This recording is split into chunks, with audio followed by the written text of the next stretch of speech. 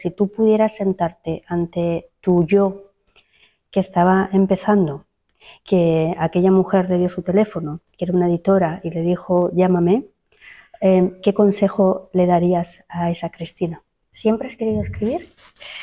Desde muy pequeñita. Empecé en el instituto. De hecho, la cosa de escribir un libro viene de... yo participaba en la revista del instituto y escribía artículos y demás. Y cuando venía un escritor al centro, a mí me dejaban saltarme un poquito las clases para ir a entrevistarle, poder elaborar ese artículo. Y recuerdo cuando vino Laura Gallego, claro, estaba mi profesora de lengua, y le decía... Laura, te está entrevistando la escritora del instituto, que ya había ganado algún concurso literario de allí del centro, y yo le decía, Belén, por Dios, cállate. Sí, te voy a traer con lo que has ganado este año. Y fue al departamento y trajo el relato con el que yo había participado ese año y efectivamente gané. Claro, yo estaba entrevistando a Laura y no pudo leerlo, pero se lo entregó a la editora. Claro, editora de SM. Editora que se leyó el relato. Y cuando yo terminé la entrevista, yo recuerdo que ya yo tendría 14, 15 años. Recuerdo que me dijo, esto es muy bueno. Si algún día te animas a escribir un libro, contacta conmigo. Wow. Claro, y ese contacto le perdí, lamentablemente, porque si tener un contacto en SM pues sería maravilloso. Pero siempre me quedó ahí la cosilla de una editora de SM me ha dicho que es bueno lo que escribo. Y bueno, pues de ahí surgió esa necesidad de decir, este es mi objetivo, esta es mi meta. ¿Cómo surge esa primera novela? Tomé la decisión de irme a Estados Unidos porque, bueno, pues he pasado por 2 situaciones de violencia de género y en la segunda, a pesar de haber finalizado la relación y de haber interpuesto denuncia, él venía a donde yo vivía, ¿no? Estaba estudiando el técnico superior de educación infantil y recuerdo yo por las mañanas me tenía que asomar a la terraza para comprobar si él estaba abajo esperándome. Claro, los días que estaba no marchaba. Entonces fue tan desbordante el aislamiento social, el acoso, que yo necesitaba marcharme. Por una profesora yo conocía el programa de Au Pair y sé que en Estados Unidos está regulado gubernamentalmente, con lo cual opté por irme a Estados Unidos, porque es verdad que había intentado irme antes por Europa y había sido un fiasco total. Y entonces, estando en Estados Unidos, que fue una experiencia muy enriquecedora para mí, pero fui impulsada por esa necesidad como de exilio, ¿no? Entonces, estando allí, como digo, siempre he tenido el gusanillo de escribir. Entonces, mi psicóloga maravillosa me habló de Pamela Palenciano en su día. Sí. Y no solamente vi su monólogo, sino que conocí su historia y que ella había tomado esa vivencia de malos tratos que ella había sufrido y la había metamorfoseado a través de su pasión, que es el teatro. Y de ahí surgió su monólogo. Entonces yo tenía esa necesidad y empecé a escribir. Yo necesitaba sacar todo lo que tenía dentro, todo lo que me estaba frenando en la vida, porque verdaderamente,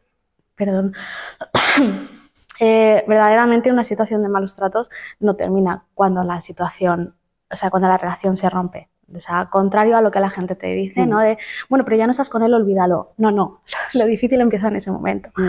Entonces empecé a escribir y cuando quise darme cuenta llevaba más de 200 páginas. Y dije, pues qué bonito sería, o para mí, que ha sido tan sanador ese proceso de escritura, que mi primera novela sea algo que a mí me aporte, que a mí me sume y que coja algo que tanto me ha restado, tanto como que me ha quitado a mí misma, he dejado de ser yo, y lo voy a convertir en algo que me impulse.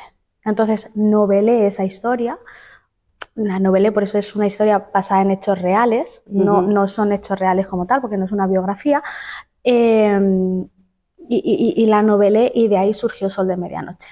Es una novela que ha ayudado, ¿no? También a otras muchas mujeres también a igual sentirte identificada, ¿no? Yo he visto muchas reseñas, he estado leyendo muchas, o sea, un poco el trabajo que estaba haciendo, es decir, a ver, qué impacto, ¿no? Tiene esta novela y me ha impactado mucho que todo el mundo escribe, sean hombres, mujeres, hayan vivido esa situación o no, se han sentido muy identificadas, ¿no? Con la novela, con lo que cuentas, porque además, no vamos a hacer así spoiler, pero lo cuentas desde... es verdad que es difícil lo que cuentas, pero no hay un regocijo en el drama, ¿no? Está contado desde una verdad, pero también desde un punto también de esperanza, ¿no? Yo creo que también. Para mí Sol de Medianoche yo creo que va a ser siempre mi novela. O sea, mi novela. Dentro de que verdaderamente yo me gusta más la fantasía y de hecho lo que he escrito a posteriori es todo fantasía. Para mí la novela que me va a definir como escritora creo que es Sol de Medianoche porque me aportó cuando la escribí, me aportó cuando la he publicado y me sigue aportando.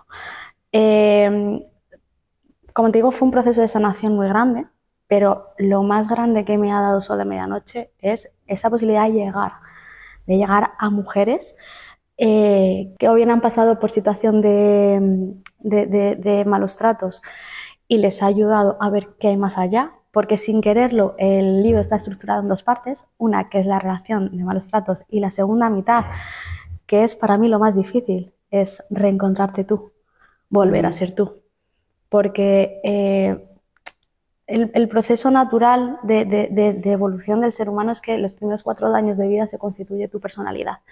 ¿Qué pasa? Que cuando a ti te despersonifican, que es lo que hacen, es vaciarte por dentro y convertirte en un cuerpo vacío. Ya no eres una persona, eres un cuerpo vacío. Tienes que volver a empezar. Hasta el punto de que tú no sabes cuáles son tus gustos, cuál es tu canción favorita, qué te gusta comer. Tienes que construir toda esa personalidad que el proceso madurativo es los 4 primeros años de vida a la edad que te toque vivirlo. En mi caso fue a los 18 años.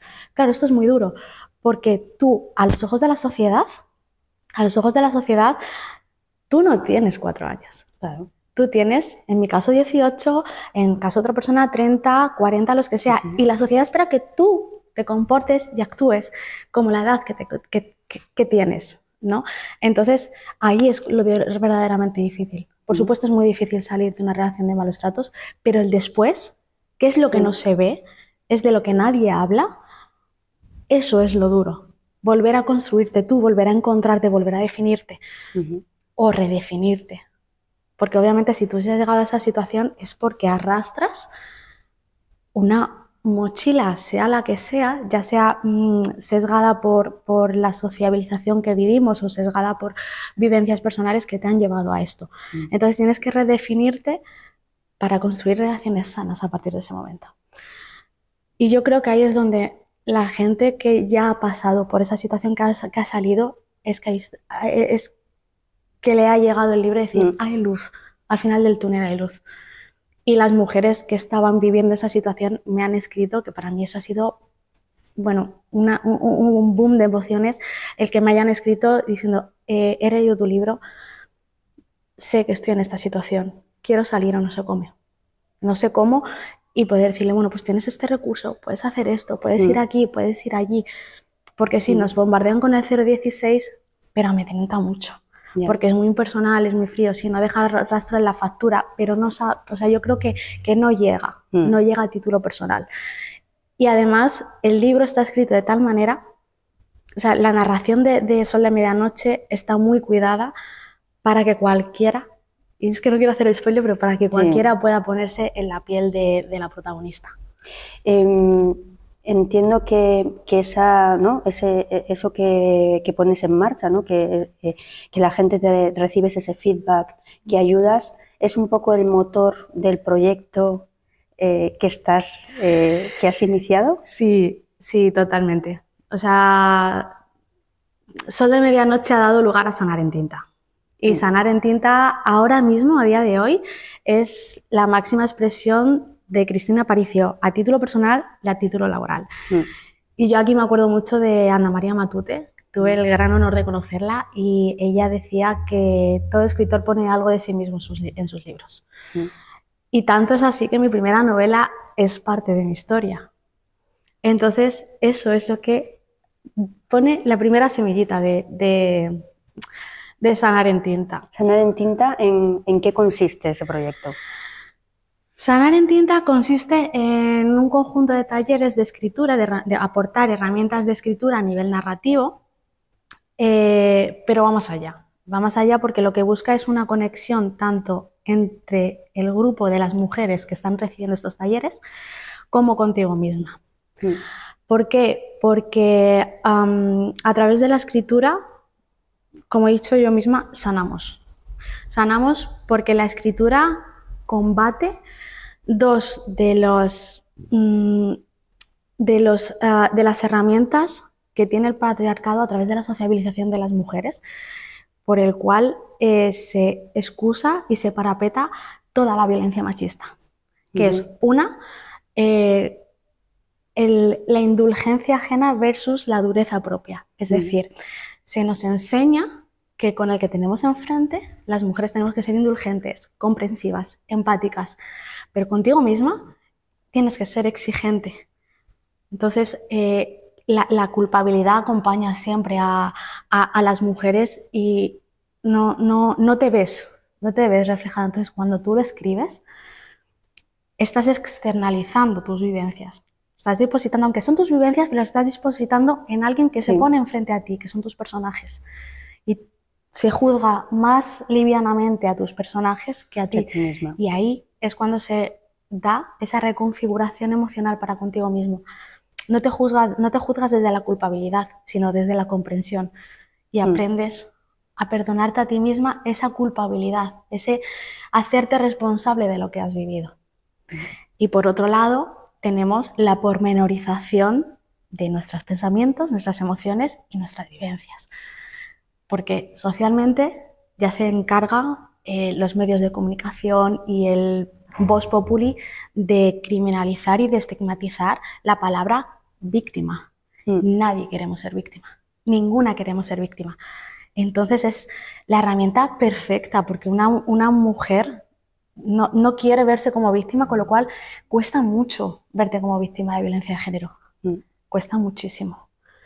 Yo recuerdo que después de muchos años de terapia yo era capaz de relatarte los hechos, de relatarte las acciones que habían ocurrido. Pues por ejemplo, a mí se ponía encima de mí, me llevaba a la cama, se ponía encima de mí, me quitaba el pijama, o en otra situación se colocó detrás de mí, me pasó el brazo por delante del cuello y apretó. Yo te lo relataba sin ningún tipo de problema después de haber tenido una terapia, pero yo no le pude poner nombre hasta que yo esto lo trasladé a mi personaje y solamente entonces fui consciente de que yo había sido víctima de violaciones y de que yo había sido víctima de un intento de asesinato. Es tremendo, ¿eh? Entonces, hasta ese punto es que no sé cómo decirlo, hasta ese punto nos hacen responsables de lo que realmente no tenemos responsabilidad. Y escudado y ocultado detrás de esa careta de no seas víctima, no seas victimista. Sí, hay una palabra, ¿no?, que es el victimismo. El victimismo. Y además siempre tiene esa connotación peyorativa. Tú hablas de que cuando lo trasladas, ¿no?, a un personaje, al final estás también poniendo una distancia, ¿no? Estás colocando una distancia entre lo que tú vives y lo que te ha ocurrido, ¿no?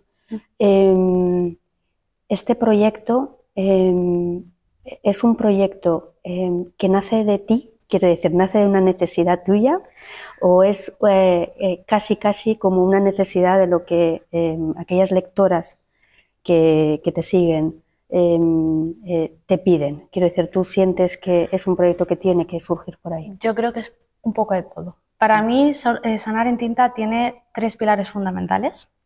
Uno es la sanación emocional y la reconfiguración de esas circunstancias que se han vivido a nivel cognitivo a través de la escritura terapéutica. Y la otra es el dar la posibilidad a las mujeres de verse capaces y merecedoras de estar en el mundo de la cultura. El mundo de la cultura es un mundo muy masculinizado en todas sus facetas.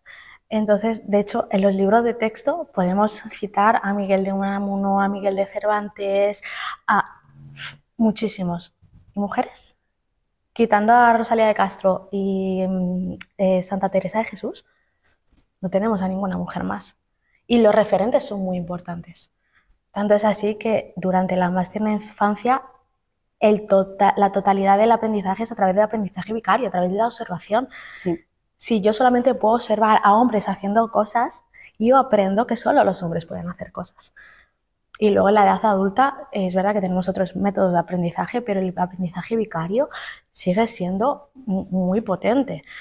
Entonces, sanar en tinta es como, yo te voy a dar herramientas, tú vas a escribir y vas a ver, no solo vas a ver que eres capaz de escribir, sino que además lo vamos a publicar. Y vas a ver tus escritos publicados en un ejemplar. Y eso es muy enriquecedor. Y luego la tercera pata, la tercera pata que está muy unida a la segunda es, y esta es mi venganza personal, o mi acto de rebeldía contra lo que yo he llamado el efecto Carmen Mola. Yo le he llamado efecto Carmen Mola, aunque es algo muy actual, ¿no? El caso de Carmen Mola es muy actual, pero es algo que lleva arrastrando siglos. O sea, lo único que ha hecho esta forma de apartar a las mujeres de la cultura es disfrazarse de maneras diferentes. Antes estaba mal visto y eran las mujeres que tenían que adoptar nombres de hombre para poder escribir. Hay una frase muy famosa que dice, no recuerdo quién lo dijo ahora mismo, pero anónimo siempre tenía nombre de mujer. ¿Vale? Entonces, ¿cuántos años hemos estado publicando con nombres de mujer, perdón, de hombre, o a través de los nombres de nuestros maridos, de los cuales se apropiaban de la fama, de los derechos y del dinero que generaban? Ahora que se está tomando conciencia, ahora que la visión es otra, que las mujeres a través del movimiento feminista decidimos apoyar a otras mujeres, ahora damos la vuelta a la moneda. Ahora son los hombres los que escriben en nombre de mujer para echarnos de ese mundo, ¿no? Tal es así, Carmen Mola es digamos, el ejemplo más representativo, pero yo conozco el caso.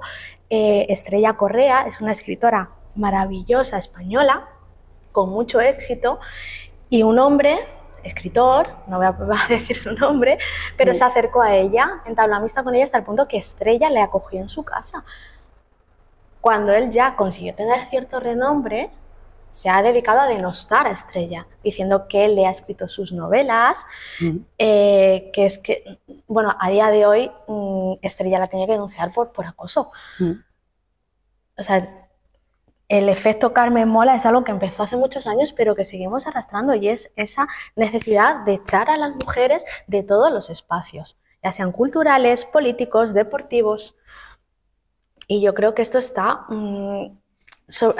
soportado por una sociedad que fomenta el intrusismo. Y lo que no nos paramos a pensar es que cuanto más feminizado está un ámbito, mayor intrusismo hay. En la educación, cuanto menor es la edad del alumnado, más denostada está la profesión y más intrusismo hay. Yo soy técnico superior en educación infantil y de mi profesión, tanto yo como mis compañeras, estamos cansadas de tú solo cambias pañales, cuentas cuentos y cantas canciones. Nadie sabe lo que hay detrás. Sí. En la maternidad, a nivel social, todos saben cómo educar a tu hijo. Todo el mundo, todo el mundo. Pero es que yendo más allá, el movimiento feminista, o sea, yo no veo a nadie opinar tan libremente de la teoría de la relatividad, de la teoría de cuerdas, y sin embargo el feminismo es como que todo el mundo tiene derecho a hablar de feminismo sin saber. El feminismo es un movimiento que tiene 300 años de historia, que tiene unas bases, que tiene unos principios, y desde el desconocimiento se habla. Y a mí me han llegado a decir, no, es que mi feminismo no comulga con tu feminismo. Es como, no, feminismo es uno. O sea, ¿cómo me puedes tú a mí, o bueno, a mí, a cualquier persona, dar lecciones de moralidad sobre el feminismo si no sabes quiénes son las madres del feminismo? No conoces a Simone de Beauvoir, no conoces a Kate Miller, no conoces a Clara Campoamor, pero ni siquiera los referentes actuales, Ana de Miguel, Amelia Valcárcel, Marina Marroquí, que para mí es, vamos, maravillosísima. Entonces, cuanto más feminizado está un ámbito, más intrusismo hay. Pasa lo mismo en la literatura. ¿Cuáles son los géneros más denostados y por ende que generan más intrusión? El romántico, que es el género por excelencia de las mujeres. No se concibe una mujer, ahora sí, ¿no? Pero hasta hace poco no se concebía una mujer ni leyendo ni escribiendo otro género. De hecho, yo tengo una compañera que se llama Casilda, que es maravillosa como escritora, que la editorial le dijo, si tú quieres triunfar en este género, ponte un nombre que no dé a entender ni que eres mujer ni que eres española. Y ella firma como C.G. Forné. Thriller, terror, misterio. O sea, que ahí tenemos fantasía incluso. Ahí tenemos a J.K. Rowling y tenemos a Agatha Christie. Son nombres muy potentes y sin embargo siempre se habla de Stephen King, de Tolkien. Volvemos a lo mismo, porque las mujeres como que se nos relega a un segundo plano. Es como, no, oye, pero es que en fantasía está J.K. Rowling. Dios, J.K. Rowling, que es la autora de Harry Potter. Por favor. Es como, sí, bueno, pero siempre te ponen el puntito ahí, ¿no? Entonces, Sanar en Tinta busca ese decir, no, es que las mujeres también podemos escribir. Y las mujeres también tenemos nuestro derecho a estar en un espacio cultural. Y podéis hacerlo. Para terminar, me gustaría saber si tú pudieras sentarte ante tu yo que estaba empezando, que aquella mujer le dio su teléfono, que era una editora, y le dijo, llámame, ¿qué consejo le darías a esa Cristina? Pues por una parte me gustaría aconsejarla para no cometer todos los errores que he cometido. El problema es que todos esos errores me han llegado a donde estoy hoy. Me han llevado aquí, me han llegado a este momento. Y a lo que tiene que venir, yo no sé qué va a venir. Pero ahora mismo estoy viviendo un momento muy potente de mi vida y no me lo perdería por nada. Entonces le seguiría diciendo, sigue haciendo lo que estás haciendo, cree en ti, sigue formándote, sigue apostando por ti, sigue persiguiendo tus sueños, que aunque lo has pasado mal, todo tiene una recompensa. Y no solamente a título personal, sino que yo creo que aunque sea a pequeña escala, estoy colaborando a ese cambio social que tanto necesitamos. Muchas gracias. A vosotras.